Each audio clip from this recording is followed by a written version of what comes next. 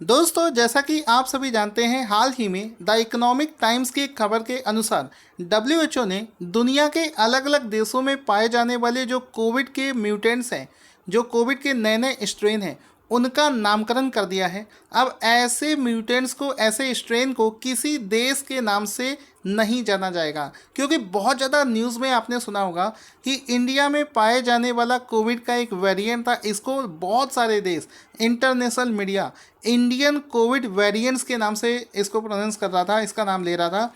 अब इसकी जगह पर किसी भी देश का नाम नहीं लिया जाएगा और अब इसका नाम चेंज करके अल्फ़ा, बीटा, गामा, डेल्टा इस टाइप से कर दिया गया है।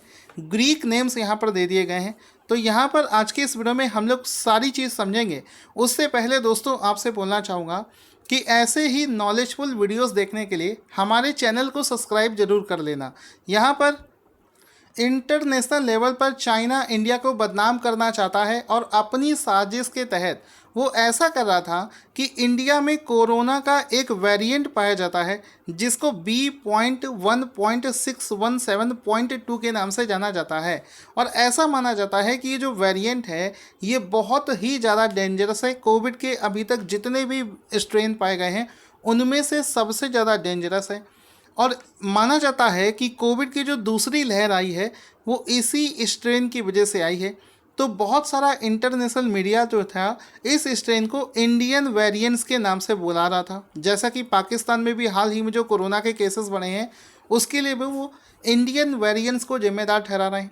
मतलब चाइना की जो साजिश थी कि वो पूरी दुनिया में कोरोना वायरस को इंडियन वेरिएंट्स के नाम से बदनाम कर रहा था, जिसके चलते भारत ने इस चीज़ को लेकर कड़ी आपत्ति जताई थी और उन्होंने कोविड के इस वेरिएंट को इंडियन वेरिएंट्स कहे जाने पर कड़ा इसका विरोध किया था।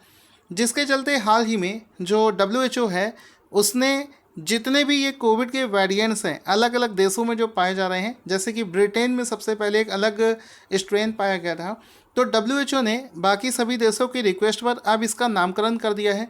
अब किसी भी कोविड वेरिएंट को उस देश के नाम से नहीं जाना जाएगा।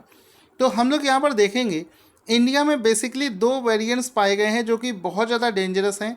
सबसे पहला तो आता है आपका B.1.617.2। ये अक्टूबर के आसपास में इंडिया में मिला था पिछले साल और ये सेकेंड वेव आने के लिए सबसे ज़्यादा रिस्पॉन्सिबल है। इसके जो रिजल्ट्स हैं वो बहुत ज़्यादा डेंजरस हैं।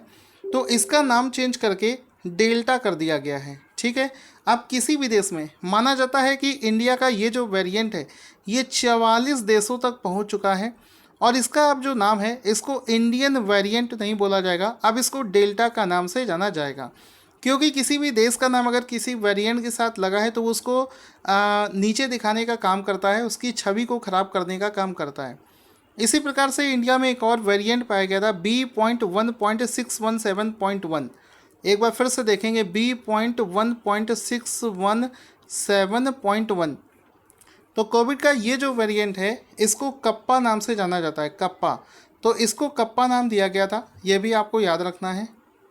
इसके अलावा सितंबर 2020 में ब्रिटेन में सबसे पहला एक नया कोविड का जो वेरिएंट मिला था उसको हम लोग B.1.1.7 के नाम से जानते हैं। ये जो कोविड का वेरिएंट है इसको अल्फ़ा नाम दिया गया है। तो सबसे पहले ब्रिटेन में पाए जाने वाला इस वेरिएंट को अल्फ़ा नाम दिया गया है। नवंबर 2020 में साउथ अफ्रीका में एक वेरिएंट मिला था जो कि ज़्यादा इम्पॉर्टेंट है, जिसका नाम था, मैं आपको लिख कर बताता हूँ, P.1